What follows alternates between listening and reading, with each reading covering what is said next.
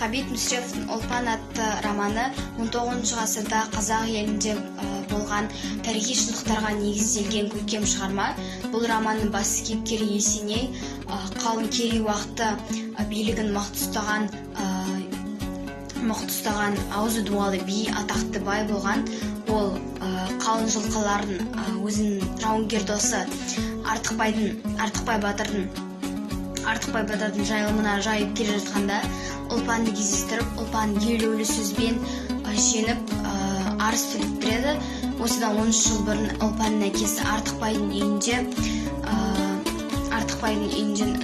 Есеней намаз оқып отқанда мойнына асылып, еркелеп, мен түйеге мініп кеттім, әкесен үйде қалдым деп мәз болып, қара торы қыз болған.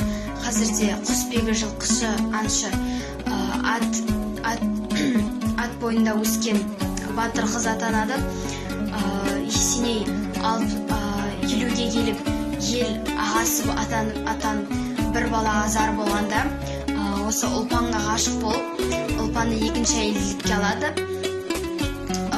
Ұлпан 10-15 жылда дүйім елдің басын қосып, оны билейтін ақылды ана болады.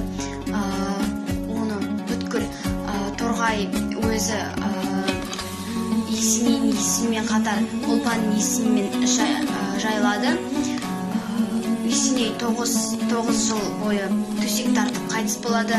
Онан қалған жалғыз қызы Біжікенді Ұлпан Торсан деген пысқыш жігітке үйлендіреді. Біжікен көп ұзамай жастай қайтыс болады. Біжікеннің өлімінен кейін Торсан Есенейдің мал мүліктерін пайдаланып, ағайын туыстармен араздасып, Ұлпанды отырса опақ, тұрса сопақ етеді.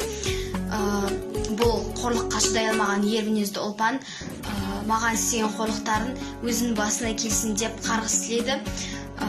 Ол ел анасы Ұлпанның қарғысына Торсан ұшырайды.